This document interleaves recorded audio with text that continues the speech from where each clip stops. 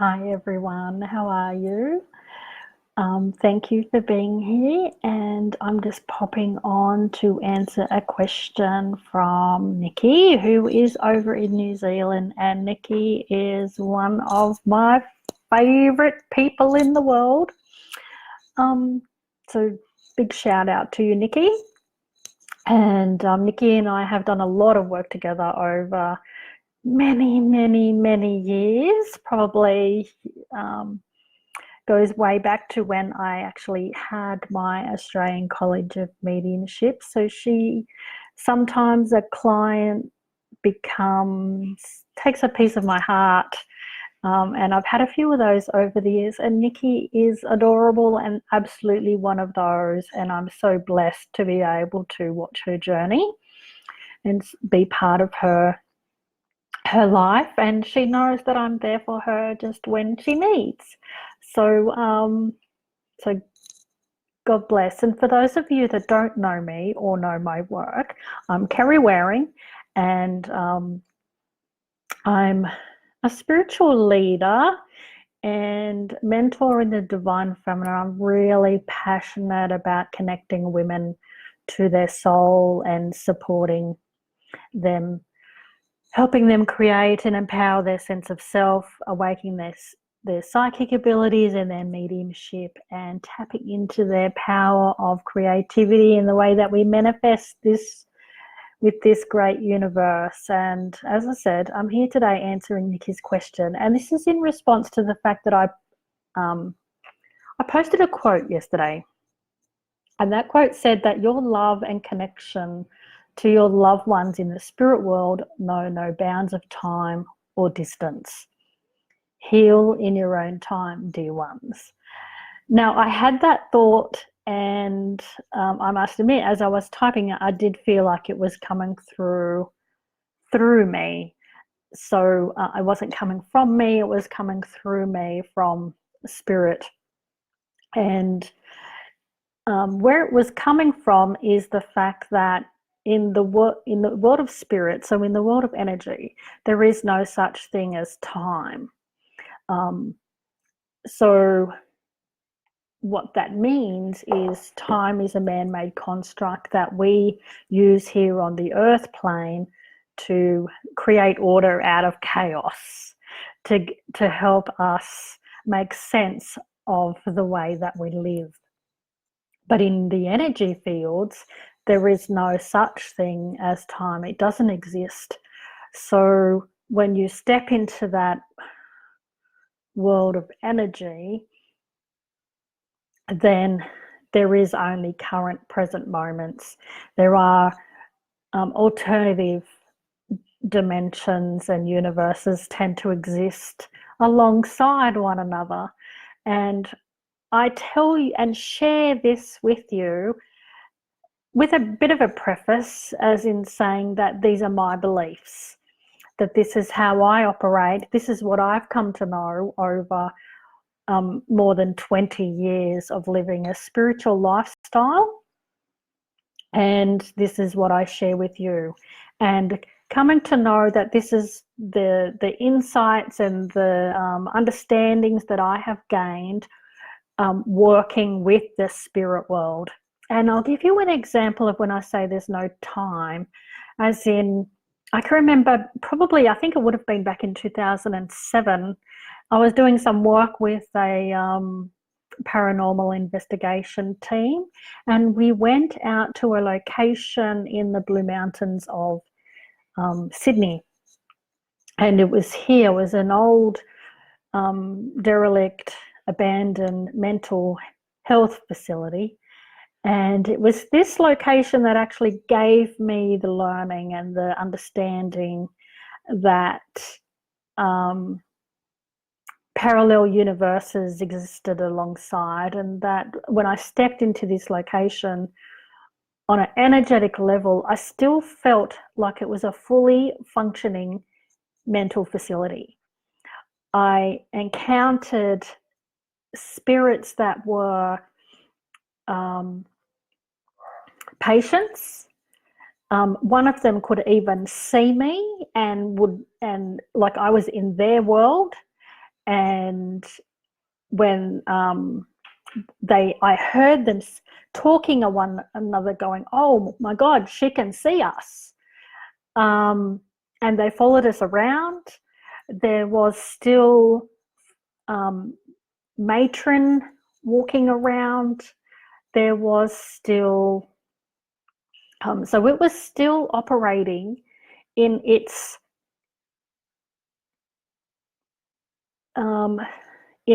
time and dimension. Now, for me, that reality was historical and back in the 60s, right? But energetically, it was still, in their world, it was still happening.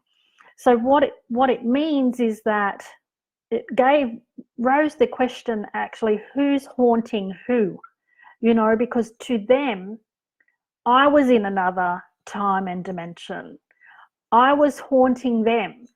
So this really sort of not just gave me the understandings of how haunted locations can work, but it also validated that belief that there is no such thing as time. And so when Nicky's question says, she's asking about her loved ones, and she's sort of saying, could it take them 100 years or more to positively grow spiritually? Could we go to heaven and they could still be the same soul? Are we protected from seeing them?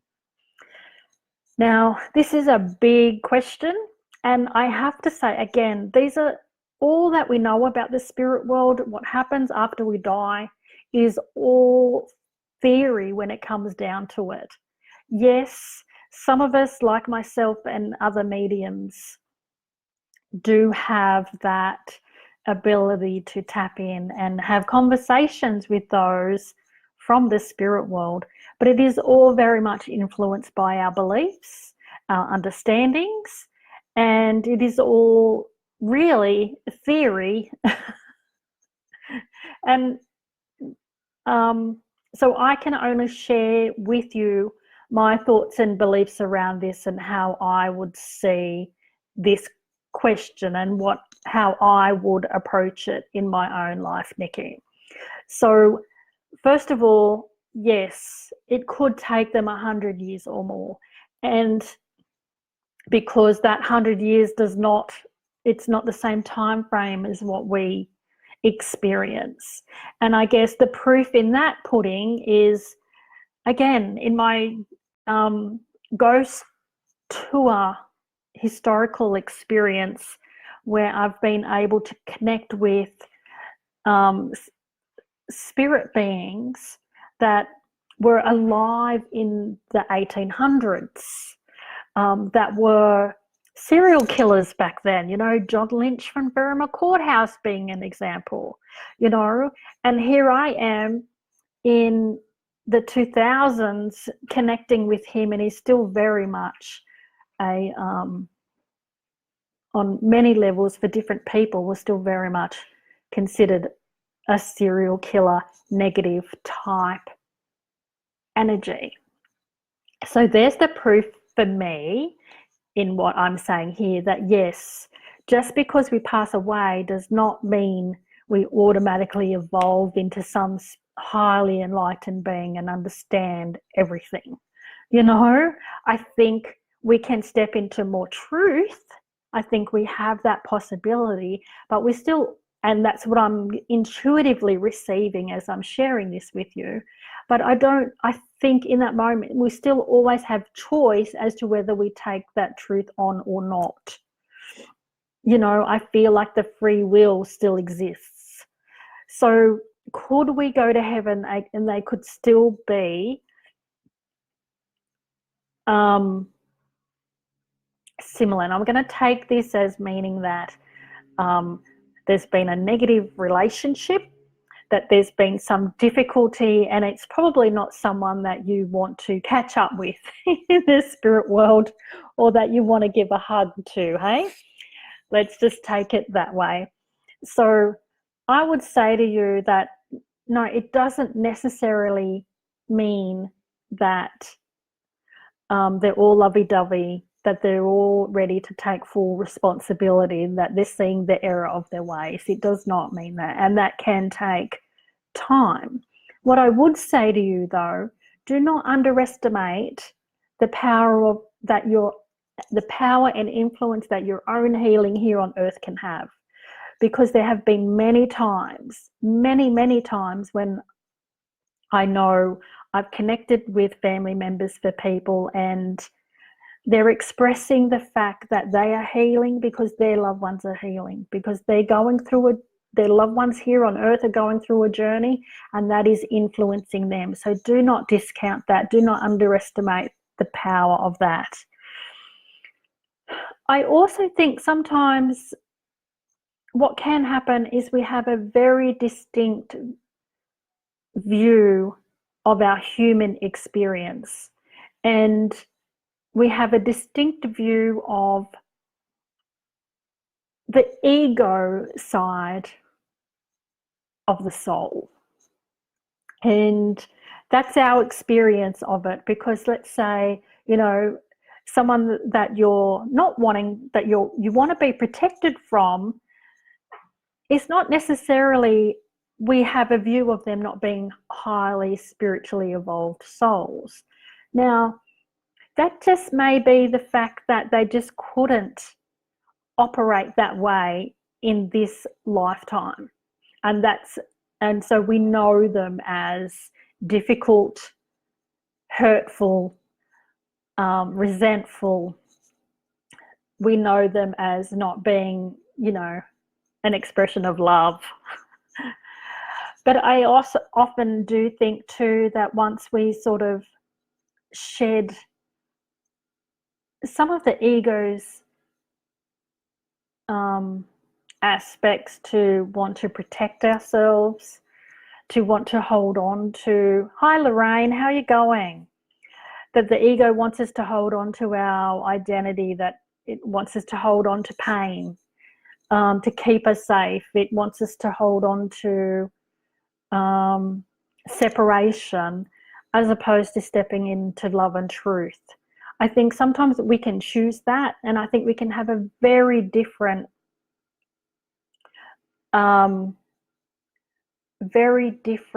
experience. I will answer that question in a minute, Lorraine. I'm just trying to hold my train of thought here.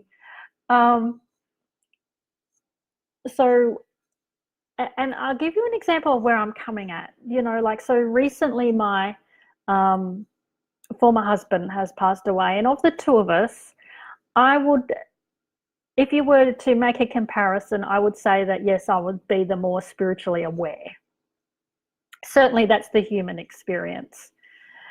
But I guess after him passing, not that I haven't had a lot of communication with him, but there are my thoughts of, who truly is the more highly evolved soul here, and I'm not really sure, and I'm not really, I do question it.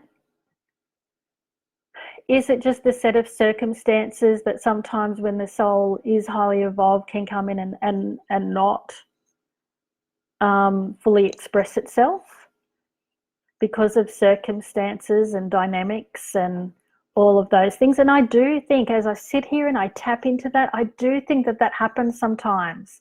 I do think that sometimes what you may see as someone that's not highly evolved could actually be the opposite, could actually even be more evolved, and perhaps they're coming to give us the lesson. They're coming to be part of our journey and give us the support and the learning. And I know I've had those thoughts and those questions going through my head in regards to my soul agreement with my former husband. I don't have answers, and I certainly may not ever have the answer to that, but I've certainly written in my journal that one day I would like to fully understand all of that more. I'm not pushing for it, and I have a sense that I've got a fourth book to write. So I've got 2 more books to write, and that second one, which will be my fourth, is about relationships and soul agreements, and I have the essence, the sense of it, but I know it's not time. So, and I feel like I will get those answers when I write that book. Now, that may be 10 years away, you know, so, and I'm okay with that, but I just hope I'm using that to illustrate what I'm saying here, Nicky. And please question me if I'm coming across as clear as mud.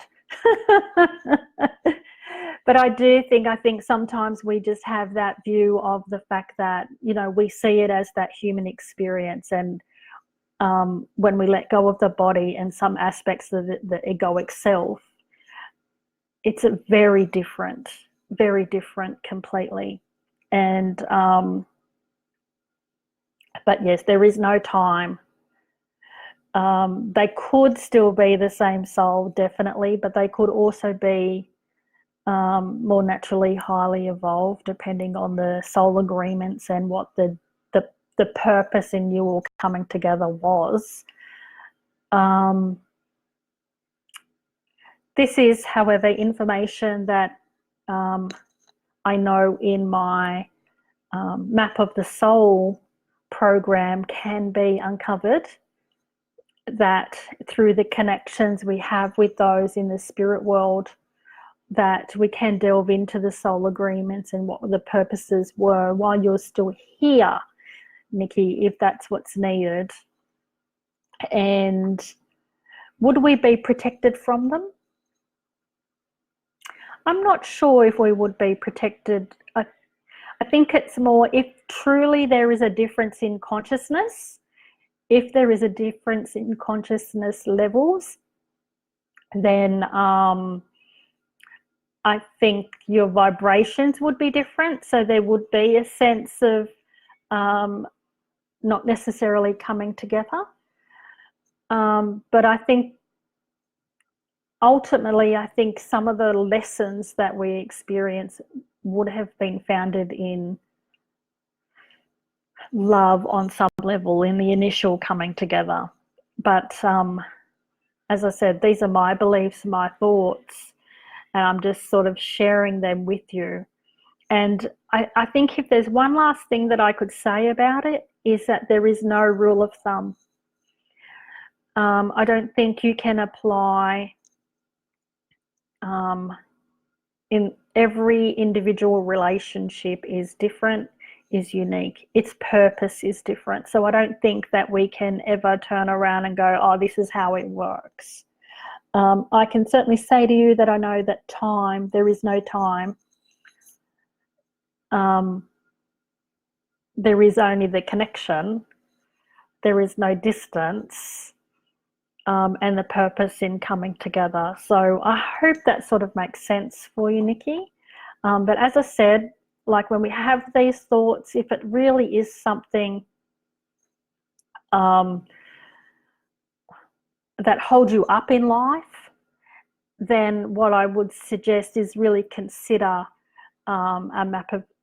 booking a Map of the Soul program with me, and it's certainly the connections that we can delve into and uncover some of that and come to healing for you around that relationship, that soul agreement, get some understanding of it specifically, and where to from here, and really tap in and see what they have to say, you know, because many of them will